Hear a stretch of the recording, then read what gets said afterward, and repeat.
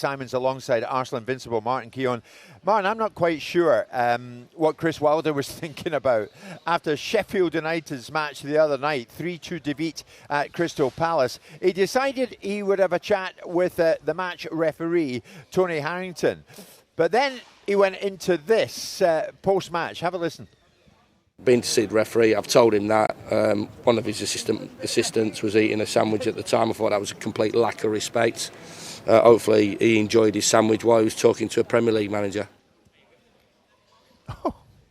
So says, right, he says one of the officials was eating a sandwich whilst he was trying to speak to the referee, Tony Harrington.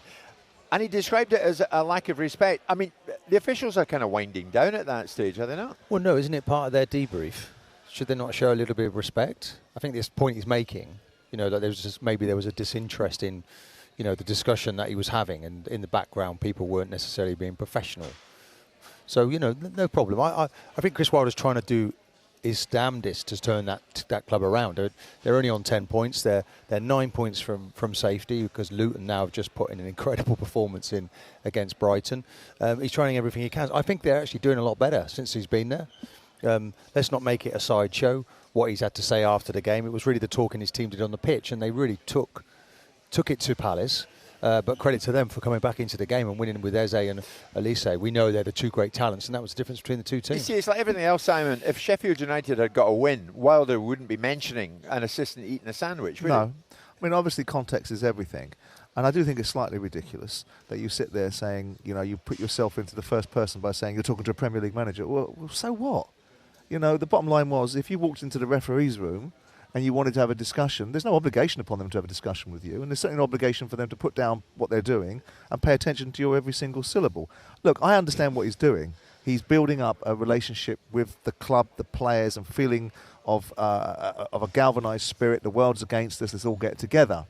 The problem is his team aren't good enough, and that's the reality of it. He's made them better. They are better in terms of they are more competitive in games, but the points total isn't particularly more significant. And you're looking at, let's have it right. You're looking at two teams in the bottom three that have got a paltry level of points. We're talking about almost, if they carry on the way they are, they'll get record lows. Yeah. What's the lowest? 17, 18, 19 points? Well, exactly. Next up for Sheffield United is Aston Villa. It's a 5:30 kickoff on Saturday. Wilder actually spoke a bit more, Martin, and he went a bit further. Have a listen. I'm not just looking back over sort of the last sort of 10 games. I'm looking back from a longer period, before I was here as well. So I think it's just the annoying, in-game decisions that, the soft fouls just go against us. I think, as I said, it's an easy one. I said before, maybe the thought process and the outlook is that, they won't be long in this division. So, I might be refereeing the other team next year and don't upset too many people, but I won't be saying it if I didn't think it was right. I mean, he says he wouldn't say it if he didn't think it was right, Simon, but it's very much a kind of them against us mentality, isn't it? And that's fine. Infamy. Yeah, They've all absolutely, got infamy. Frankie Howard. I'm in the camp that there's nothing wrong. It's a balancing act between being able to express your views to try and galvanise a spirit, and another one constantly taking subjective views and turning them into this bashing session over referees' motivations. Because you're now questioning the referee's integrity. You're basically saying, right, the referee thinks you're going to get relegated, so rather than actually have a proper refereeing focus, he's going to align himself with a team that's going to stay in the division. It's quite ridiculous, really. And this idea that we're trying to build up a relationship with respect to all authority, I'm not suggesting that people shouldn't be questioned. I'm not suggesting the refereeing standards shouldn't be held to account. But some of the tripe that comes out of these managers' mouths beggars belief. It's one thing galvanising players, it's another thing making yourself look slightly ridiculous. Sheffield United are losing games because they deserve to lose games. And in every football game, there will be decisions that you don't agree with. When you start suggesting that referees have a motivation, look, maybe they do, and maybe it's appropriate to make an observation. My gut feel is that you're losing games because of the things that you're doing, not losing games because of referees. Yeah, I think though he's got to say what he feels, doesn't he? If he genuinely feels this, he wants to stand up for his club. I see no reason. Nothing wrong with that. We can all run around saying what we feel, but there needs to be some substance behind it. There needs to be facts trumping sentiment. Yeah. And I do get tired of some of these managers, being able to say precisely what they want without any accountability. And we've got a situation where, whilst I'm not trying to be a referee's advocate, refereeing is a difficult job. They need to get the right decisions right most of the time. But when you've got this idea that managers can just say what they want, when they want, how they want, without any accountability, that's why I got so irritated with Arteta, because I don't think Arteta had the right to say what he said. One thing, talk about the decision.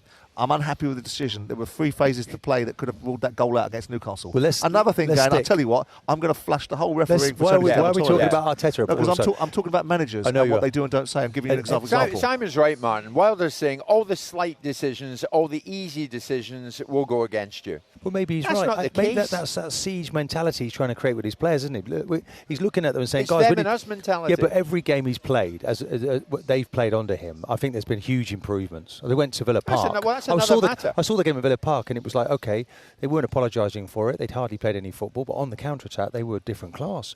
And I think at that point, Villa had just won 12, 13 games on the bounce at home. Yeah, nobody else was they would have gone top of the league if they won the game. Correct. And, so you see games, they've been away at West Ham, they've played at Palace, just lost by the odd goal. He's having a go, he's having a scrap, and this is part of it. But they've got to. If he thinks the world's against him and it motivates the players, then I don't think it's overly harmful what he's saying about the referees in this situation. Okay. I think he's just saying, hold on, when I come into the room, I expect you to look up and listen and stop eating your food while I'm there. Oh, really? How does that work then? Because some of the most disrespectful people in that environment are football managers, because they don't toe the line, they don't do as they're told, they don't operate with a principle of respect, yet they demand it from everybody else. Well, the point is that you can't. There is a balance between saying what you want and saying the things that are appropriate. And I don't believe that referees should be given a pass. But when it comes down to the position where you're basically saying, this guy over here is patronising another team because we are going to get relegated and he's looking after himself. Yeah, but that's questioning someone's integrity. This is part of the debrief. He wouldn't have it if it was the other way around. This is the managers are allowed to talk to the referee, and it's what you want to have their attention. But he was talking to the referee. Yes, but also part of his team. They're all a part of his team, aren't they? They're all comparable, aren't they? They're all a part of that. They all want to learn. Okay. They all want to get better. Are you suggesting there isn't a very good relationship then between our current managers and the referees? I'm suggesting they don't help the calls. If you look at them, you've got this time last year, Klopp calling a referee a cheat. You've got Arteta saying that every English referee is poor by comparison to the European standards, which was utter tripe, because we've seen the empirical data come out that the European referees are actually worse than ours. Now you've got Chris Wilder suggesting that referees are making decisions based upon teams that he thinks are going to stay in the division. You've got to have some substance. Yeah, but some validity behind it. I think so. Jim White and Simon Jordan.